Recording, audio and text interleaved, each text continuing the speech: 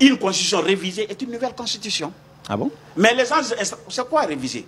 Réviser, ça veut dire examiner en vue d'apporter des changements. Si vous voulez, modifications. Si vous voulez, comment vous appelez, des corrections. Si vous voulez, amendements pour obtenir un autre fruit. Et ce autre fruit-là n'est autre que la nouvelle constitution. La Guinée a connu combien de constitutions? La Guinée a connu 3 constitutions. 4. Et alors pourquoi vous ne dites pas que la Guinée n'a connu qu'une seule constitution? Oui.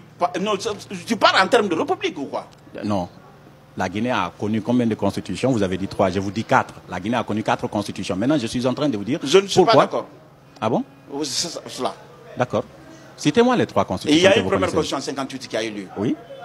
En 81, cette constitution a été changée. C'était pas en 81. 81. C'est 82. Je ne pense pas. En mars 82. D'accord. C'est possible. Ensuite. Donc cela, oui. On était dans un régime libéral. Ça fait 2 constitutions. C'est cela.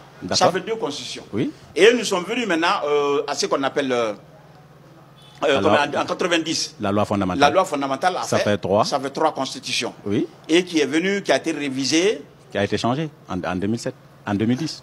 Est-ce que ça faut appeler ça changement? Ce n'est pas une nouvelle constitution? Je crois que c'est une constitution qui a été... comme ça a été suspendu, c'est de cela qu'il faut parler. Sinon, je crois que ça rime.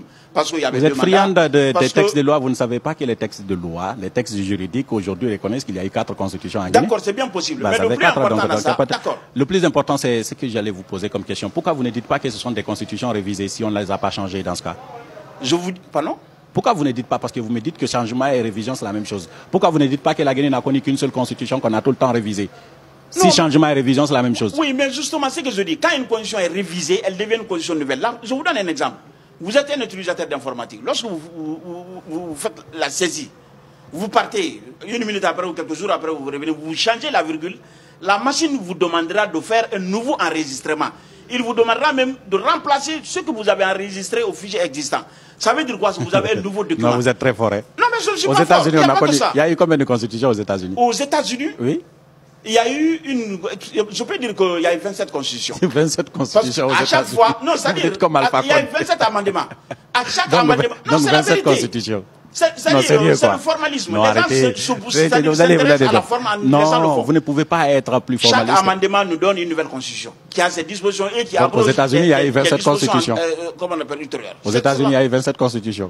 Aux États-Unis, il y a eu 27 amendements et chaque amendement est une constitution. Une nouvelle constitution. Oui. Et en France? Ben, en France, il y en a 5. Il y a monsieur. D'accord, je vous comprends parfaitement. Moi, je vais mettre fin à cette interview parce qu'on a largement dépassé le temps, monsieur Lamine Kapa. Merci d'avoir répondu à la question.